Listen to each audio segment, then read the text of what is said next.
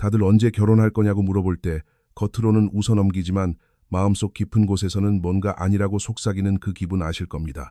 어쩌면 그 작은 목소리가 여러분의 인생을 구하고 있는 것일지도 모릅니다. 왜냐하면 아무도 여러분에게 말해주지 않는 진실이 하나 있거든요. 사랑만으로는 충분하지 않습니다. 끌린다고 해서 평생을 함께 할 수 있는 것도 아닙니다. 가슴이 설렌다고 해서 그것이 결혼의 자격 요건이 될 수는 없습니다. 저는 지금부터 여러분을 수십 년의 불행으로부터 구해줄 조금은 뼈아픈 체크리스트를 말씀드리려고 합니다. 대부분의 사람들은 이 질문들이 불편하다는 이유로 그냥 무시해버립니다. 그리고 바로 그게 수많은 사람들이 이혼하는 진짜 이유입니다. 기준이 높다고 해서 여러분이 세상을 비관적으로 보는 게 아닙니다. 여러분이 현명한 것이고 이 질문들이 가혹하게 느껴질 수 있지만 이혼은 훨씬 더 가혹하니까요. 모든 것을 바꿔놓을 사실 하나를 말씀드리겠습니다. 결혼은 문제를 해결해 주지 않습니다. 오히려 엄청난 압박감 속에서 그 문제들을 수면 위로 드러나게 할 뿐입니다. 지금 여러분이 애써 무시하고 있는 그 사소한 문제들은 전세 대출이나 육아, 그리고 누군가 아플 때가 되면 10배로 부풀어 오릅니다. 자, 그럼 아무도 묻고 싶어 하지 않는 첫 번째 질문입니다. 상대방의 가장 최악인 날이 앞으로 40년 동안 반복되어도 감당할 수 있습니까? 평범한 날을 말하는 게 아니라 그 사람의 가장 밑바닥인 모습을 말하는 겁니다. 잔인하게 구는 날, 입을 꾹 닫아버리는 날, 모든 걸 당신 탓으로 돌리는 그날 말입니다. 그날은 반드시 다시 돌아옵니다.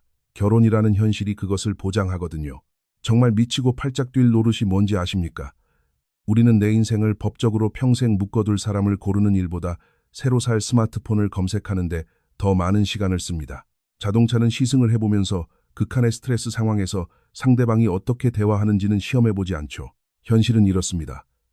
사람들이 그냥 마음이 이끄는 대로 하라고 말할 때 그건 사실 여러분을 실패로 밀어넣는 겁니다. 여러분의 마음은 거짓말을 합니다. 마음은 끌림을 잘 맞는 것이라고 착각하게 만듭니다. 마음은 강렬한 감정을 깊은 친밀감으로 오해하게 만듭니다. 절대 속지 마십시오. 두 번째 질문입니다. 그 사람은 자신의 행동에 책임을 집니까? 아니면 과거를 자기 유리한 대로 왜곡합니까? 전 연인에 대해 어떻게 말하는지 잘 들어보십시오. 과거의 갈등을 어떻게 설명하는지 유심히 들어보십시오. 만약 모든 일이 항상 다른 사람의 잘못이었다고 말한다면 다음 차례는 바로 당신입니다. 5년 뒤 그 사람은 친구들에게 당신이 미친 사람이라고 말하고 있을 겁니다. 이건 하소연으로 포장된 책임 전가입니다. 모든 상황에서 이 점을 경계하십시오. 자신의 실수를 인정합니까? 아니면 합리화합니까? 사과를 합니까? 아니면 당신이 너무 예민한 거라고 변명을 늘어놓습니까? 잔인한 진실을 알려드리겠습니다. 내가 틀렸다고 말하지 못하는 사람은 절대 당신과 타협점을 찾지 못합니다. 결혼이란 두 사람이 서로 내가 틀렸어라고 5,000번쯤 말하는 과정입니다. 하지만 아무도 말해주지 않는 것이 또 있습니다. 경제관념이 맞는 것이 속궁합보다 훨씬 더 중요합니다. 참 낭만 없게 들린다는 거 압니다. 하지만 진짜 낭만이 없는 게 뭔지 아십니까? 아이들이 자고 있는 새벽 2시에 돈 문제로 피 터지게 싸우는 겁니다. 세 번째 질문입니다. 둘 중 한 명이 입을 닫아버리지 않고 돈에 대해 진지하게 대화할 수 있습니까? 물건을 사고 숨기진 않나요? 생활비 예산을 짜는 걸 통제라고 생각하진 않습니까? 노후 준비 이야기를 꺼내면 눈동자가 흐려지진 않나요? 이건 절대 사소한 문제가 아닙니다. 돈은 곧 삶의 우선순위를 보여주는 언어입니다. 만약 상대가 어떻게든 되겠지라거나 돈이 전부는 아니잖아 라고 말한다면 그건 반짝이로 포장된 강력한 경고 신호입니다. 왜냐하면 돈은 여러분이 가진 가치관의 차이를 그대로 보여주기 때문입니다. 소비와 저축, 안정감과 즉흥성 철저한 계획과 주먹구구식 태도의 차이 말입니다. 이런 걸 따진다고 해서 당신이 속물인 게 아닙니다. 당신의 미래를 지키고 있는 겁니다. 성공적인 결혼 생활의 진짜 모습은 이렇습니다. 가치관이 맞는 두 사람이 지루하고 현실적인 결정들을 함께 내려가는 것. 그게 다입니다. 그게 바로 비결입니다. 불타는 열정이 아닙니다. 운명적인 소울메이트도 아닙니다. 그저 지루한 일상적인 것들에 대해 의견이 일치하는 두 사람일 뿐입니다. 네 번째 질문입니다. 자신에게 아무런 이득을 줄 수 없는 사람들을 어떻게 대합니까? 식당 직원들을 어떻게 대하는지 보십시오. 부모님에 대해 어떻게 말하는지 지켜보십시오. 길거리에서 도움이 필요한 사람을 볼 때 어떻게 반응하는지 잘 보십시오. 왜냐하면 스트레스 상황에서의 친절함이 그 사람의 진짜 인성을 보여주기 때문입니다. 자신이 불편할 때 베푸는 친절이 그 사람의 모든 것을 말해줍니다. 낯선 사람에게 무례하고 잔인한 사람은 당신에게 잔인하게 굴 적당한 타이밍을 기다리고 있는 것과 같습니다. 당신이 지치고 아프고 절실히 도움이 필요할 때, 그리고 그 사람마저 피곤할 때, 결혼은 그 완벽한 타이밍을 기어코 만들어냅니다. 이건 농담으로 포장된 경멸입니다. 자기보다 약한 사람을 조롱하는 사람이라면 당신이 가장 약해져 있을 때 당신도 조롱할 겁니다. 절대 속지 마십시오. 하지만 정말 아무도 인정하고 싶어 하지 않는 사실이 하나 있죠. 결혼식장에 들어가기 전에 반드시 자녀 계획에 대해 묻고 따져야 한다는 겁니다. 단순히 아이를 가질 거야 라고 묻는 게 아닙니다. 진짜 질문을 던져야 합니다. 몇 명이나 낳을 건지, 만약 아이가 생기지 않으면 어떻게 할 건지, 누가 일을 쉬고 육아를 전담할 건지, 둘 중 한 명의 마음이 바뀌면 어떡할 건지 말입니다. 5번째 질문입니다. 자녀 양육에 대해 뼈 때리는 현실적인 대화를 나눠본 적이 있습니까? 제가 단언컨대 아이를 원한다는 것과 그 아이를 어떻게 키울지 의견이 일치한다는 건 완전히 별개의 문제입니다. 두 사람 모두 아이 둘을 원할 순 있죠. 하지만 한 명은 영어 유치원부터 대학 등록금까지 다 지원해주는 걸 생각하고, 다른 한 명은 그저 공립학교에 보내고 스스로 크는 거라고 생각할 수 있습니다. 나중에 닥치면 그때 가서 생각하자는 말을 들었을 때의 그 찝찝함 아시죠? 그건 유연한 태도가 아닙니다. 회피하는 겁니다. 그리고 회피하는 성향은 결혼한다고 사라지지 않습니다. 눈덩이처럼 불어날 뿐입니다. 여러분의 인생을 구원할 잔인한 진실을 알려드리겠습니다.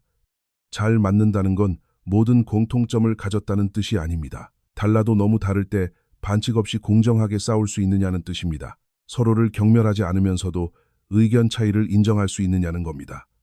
6번째 질문입니다. 상대방이 이성을 잃고 폭주하지 않는 상태로 싸울 수 있습니까? 옛날 일을 다 끄집어내나요? 헤어지겠다고 협박하나요? 며칠 동안 입을 꾹 닫고 투명 인간 취급을 하나요? 이건 단순한 성격의 특이점이 아닙니다. 관계를 박살내는 치명적인 행동들입니다. 연애할 때도 치사하게 싸우는 사람이라면 결혼은 그 사람의 손에 더 강력한 무기를 쥐어주는 꼴입니다. 당신의 아픈 상처가 어디인지 정확히 알게 될 테고, 어떤 사람들은 그 상처를 후벼 파는 걸 참지 못하거든요. 이건 감정 표현으로 포장된 감정적 폭력입니다. 완벽한 사람을 바라는 게 아니잖아요. 화가 났다고 해서 당신을 갈기갈기 찢어놓지 않을 사람을 바라는 것뿐입니다. 대부분의 사람들이 너무 늦게 깨닫는 사실 하나를 말씀드리죠. 뜨거운 스킨십과 매력은 시간이 지나면 흐려지지만 쌓인 원망과 억울함은 이자가 붙어 불어납니다. 설렘보다 훨씬 더 오래가는 게 뭔지 아십니까? 바로 존중입니다. 그렇다면 이혼을 가장 정확하게 예측할 수 있는 지표가 뭔지 아십니까? 바로 경멸입니다. 7번째 질문입니다. 화가 나고 좌절스러운 상황에서도 당신을 존중합니까?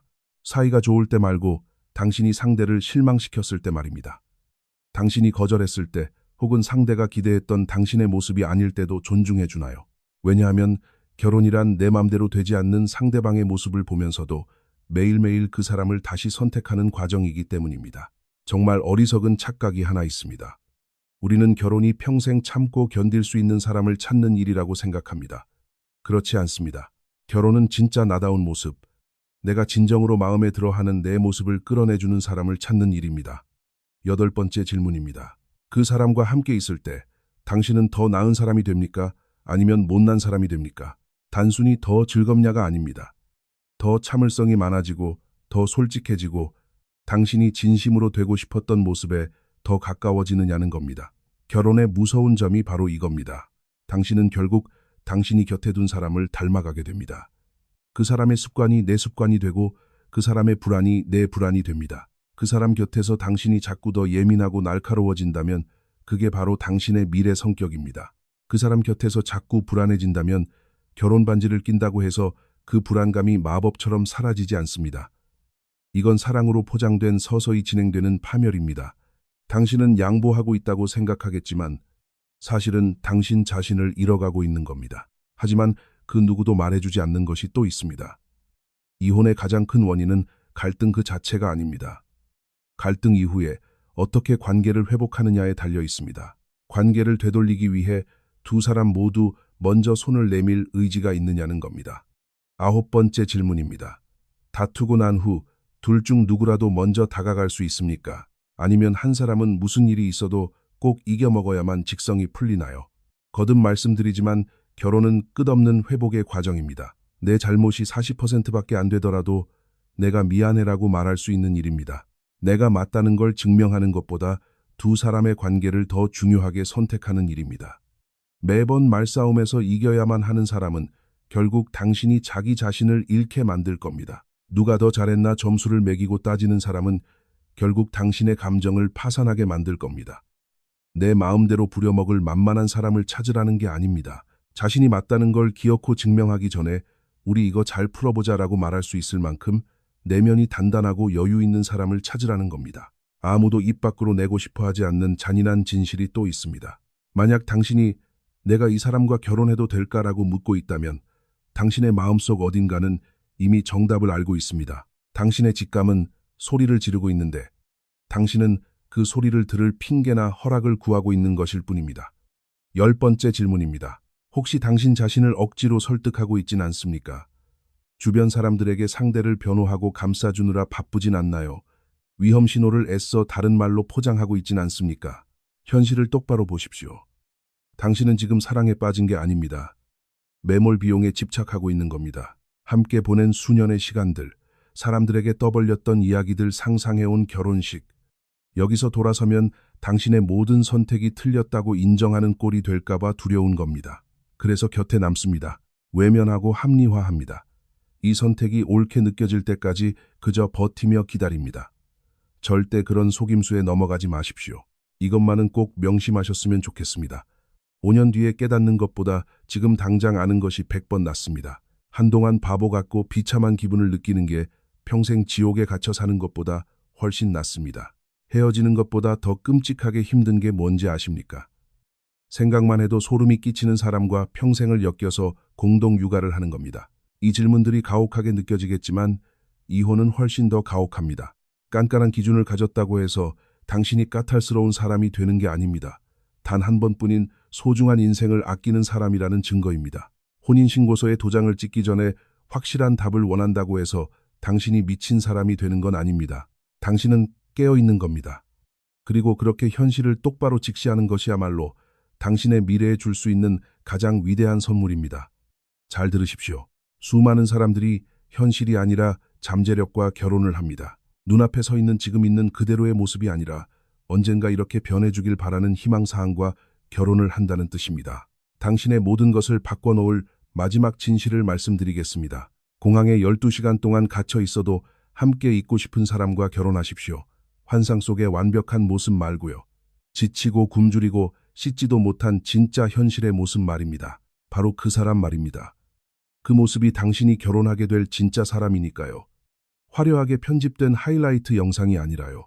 당신은 억지로 점수를 후하게 주지 않아도 이 체크리스트를 통과할 사람을 만날 자격이 있습니다. 이 질문들에 대한 답이 완벽하지는 않더라도 큰 고민 없이 쉽게 내라고 나올 수 있는 사람. 만약 지금 이 글을 보며 당신 옆에 있는 사람이 이 기준을 통과하지 못한다는 걸 깨달았다면 그건 실패가 아닙니다. 그건 중요한 정보입니다.